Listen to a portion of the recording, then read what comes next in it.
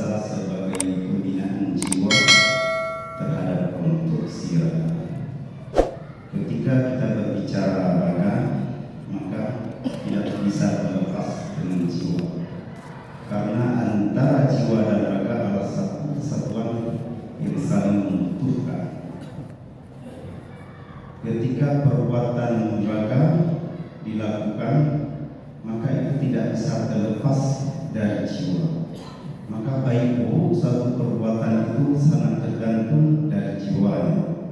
Kita hadir di sini pun tanpa keinginan jiwa yang kuat, meskipun fisik kita sehat, rasanya tidak akan mungkin kita berada di sini.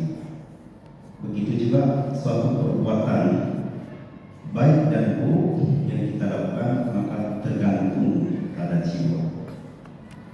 Ketika mulut mengucapkan kata-kata yang menyakitkan orang lain, kata-kata yang merendahkan orang lain, kesannya memang mulut itu yang melakukan, tetapi adalah jiwa, hatinya yang sakit.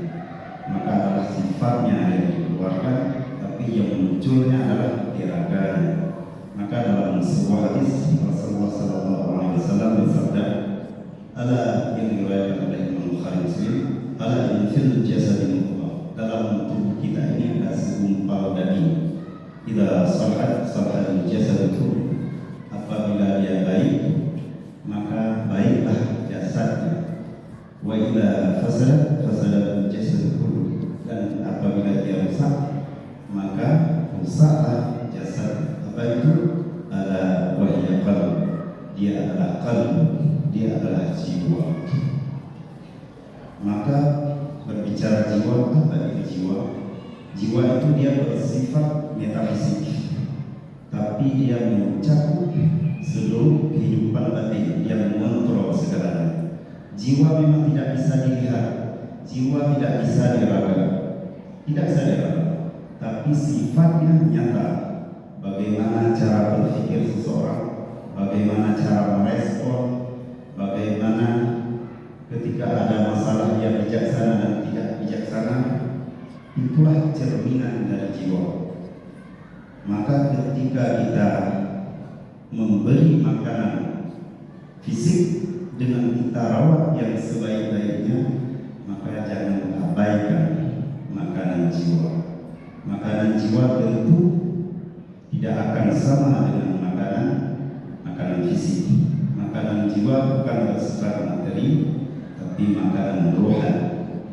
Makanan rohani salah satunya sering kita menghadiri majelis-majelis ini. Itulah makanan jiwa, agar jiwa kita tidak kering, agar jiwa kita tidak rusak, dan jangan sampai mati. Sering membaca Al-Quran, kemudian mendalami makna dan melaksanakan apa yang dibaca, termasuk kita hadir di sini, itu adalah bahagia dari makanan jiwa. Maka ketika jiwa itu sakit, maka cepat-cepatlah kita tarik kembali agar dia jangan terlalu jauh, sehingga rusak sulit diperbaiki. Salah satu cara memperbaiki adalah dengan sering berpikir dan membaca ayat-ayat Al-Quran. Tentu bukan hanya membaca, tapi dengan maknanya. Sebagaimana Allah berfirman dalam surah Yunus, "Ya ayyuhan nas qad ja'akum maw'izatun min rabbikum wa shifaa'un lima fis sudur wa rahmatun lil mu'minin."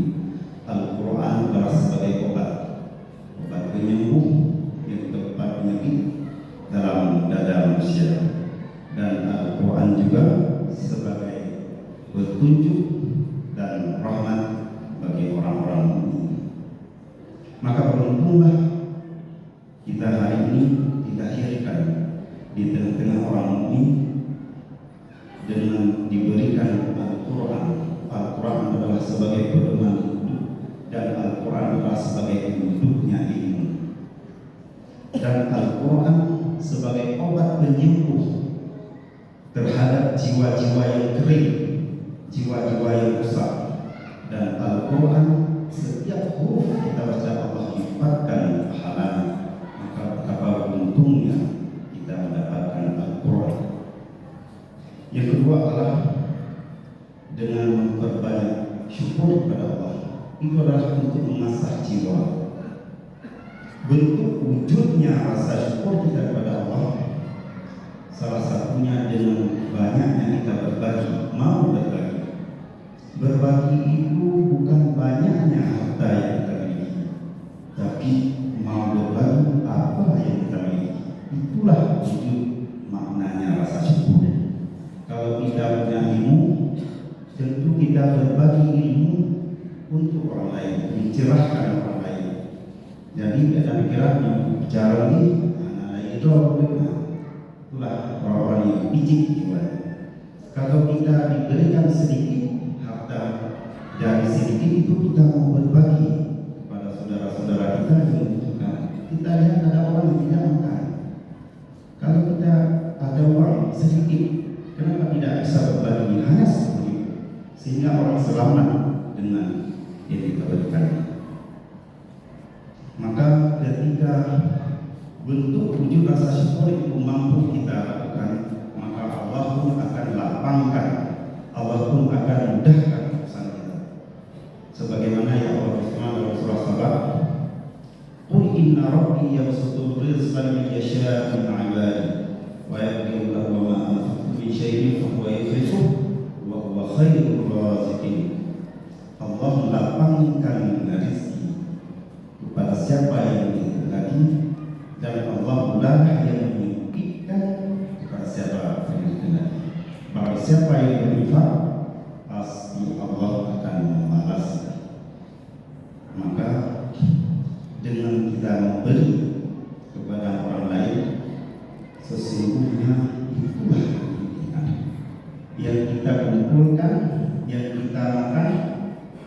Esok pagi selesai ya, dari kotoran, atau ketika kita mati, kita meninggal, jadi rebutan orang. Yang sedikit yang kita sisihkan itulah yang akan kita bawa bersama kita selama-lamanya. Sesungguhnya kalau kita menyadari hidup ini, rasa-rasanya kita tidak akan menumpuk harta, dan ketika kita tahu ada ilmu, kita cepat-cepat ingin berbagi dengan orang agar ilmu itu memberi manfaat untuk kita dan menjadi pahala jaya terus dalam hidup. Kemudian yang ketiga adalah jangan terlalu hubbud dunia. Hubbud dunia itu adalah identiknya dengan materi. Pola pikirnya adalah pragmatisme. Artinya semuanya diukur dengan uang, artinya diukur dengan materi.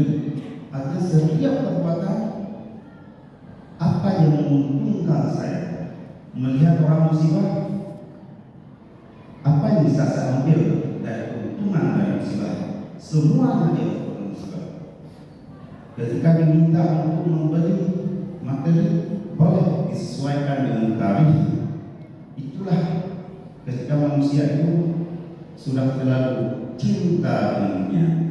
Bukan tidak boleh cinta terhadap materi, cinta pada dunia, tapi jangan dijadikan dunia dan materi sebagai tujuan asli. Materi kita jadikan sebagai alat. Bukankah tujuan hidup kita untuk menyembah dan mengabdi kepada Allah? Sedangkan materi adalah sebagai alat untuk mencapai tujuan asli. Tidak mungkin hidup ini kita tidak butuh materi. Kita butuh makan, butuh anak untuk sekolah. Itulah, tapi bukan tujuan akhir materi sebagai alat. Maka oleh karena itu, ketika kita sudah terlalu jauh, maka kembalilah tujuan akhir kita, tujuan itu kita adalah menyembah dan mengabdi kepada Allah. Sebagaimana ketika kita sudah menyembah dan cinta kepada Allah, maka Allah pun akan rela dan cinta kepada kita. Sebagaimana Allah berfirman dalam surah mengangkat dalam sebuah ayat Al-Imran, yaitu ketika hambanya jiwa dan raganya selalu bersujud dan berzikir kepada, yaitu Maryam binti Imran. Maka dengan kecintaannya Allah berikan berbagai macam karamah kepadanya. Salah satunya adalah dalam surah Ali Imran ayat 3. Fataqabbalaha rabbuha biqabulin hasanin wa ghafaraha Zakariya kullama dakhala 'alaiha Zakariya al-mihrab wajada 'indaha rizqa qala ya Maryam dan seterusnya. Ketika Nabi Zakaria masuk ke dalam mihrabnya Maryam, tempat beliau bersujud berzikir pada Allah, lalu Nabi Zakaria mendapati ada buah-buahan dan makanan. Itu diceritakan dalam Al-Quran. Ada buah-buahan dan makanan dia besar, dan buah-buahan itu bukan pada musimnya. Seharusnya kalau musim dingin, tapi ada musim panas. Lalu Nabi Zakaria berkata, "Wahai Maryam, dari mana ini semua?" Lalu Maryam menjawab, "Semua adalah dari sisi Allah. Allah memberikan kepada hamba-Nya yang dikasihi, yaitu tanpa perhitungan dan tanpa hisab." Itu saya lihat dalam surah Al-Imran ayat 3. Kemudian yang terakhir adalah kami ingin mengutip sebuah lagu Indonesia Raya yang ditulis oleh founding father kita, Bapak Pendiri Bangsa, lagu yang penuh makna di awal kemerdekaan, yaitu untuk menggugah, yaitu lagunya apa? Bangunlah jiwanya, bangunlah raganya. Artinya apa? Bukan bangunlah raganya, tapi bangunlah jiwanya. Karena kalau membangunlah raganya, ketika kita bangun gedung yang tinggi, awal merdeka kita bangun jembatan yang berteknologi yang hebat, menara yang tinggi, bangunan di mana-mana, tapi otak anak-anak bangsa yang kosong, tidak ada isinya, maka itu semua bisa dibakar, bisa dihancurkan, bisa dicopot dan sebagainya. Maka yang dibangun bukan fisiknya, tapi yang dibangun adalah jiwanya.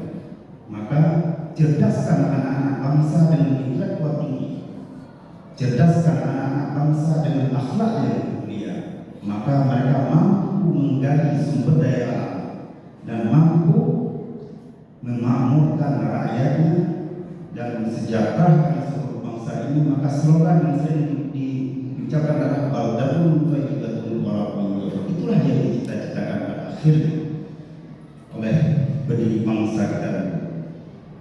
Maka dalam kami mencoba mengutip sebuah teori dari Ginanjar, jiwa itu harus memenuhi 3 unsur untuk mencakup seluruh dalam menjadi manusia paripurna.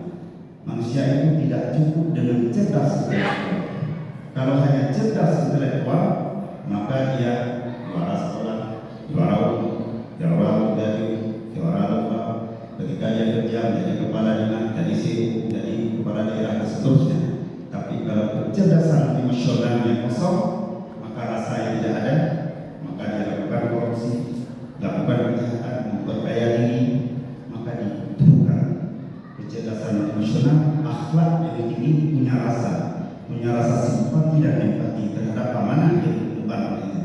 Dan itu pun tidak cukup, karena rasa itu sering dikelabui kita, seakan itulah yang paling benar. Maka dibutuhkan kecerdasan spiritual. Kecerdasan spiritual biasanya lahir dari hati yang paling dalam dan terkoneksi dengan nilai-nilai ilahiyah. Maka ketika disodorkan sesuatu yang bukan haknya, maka dia akan menolak, karena yakin Allah akan melihat baik dalam keadaan terang maupun dalam keadaan gelap. Dilihat orang dan tidak dilihat orang, dia hakul yakin.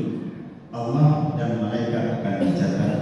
Maka menjadi manusia paripurna itu adalah harus memiliki 3 aspek: kecerdasan intelektual, kecerdasan emosional, dan kecerdasan spiritual.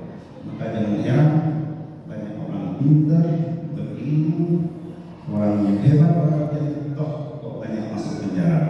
Maka menjadi pertanyaan, apakah mereka cerdas emosional dan cerdas spiritual?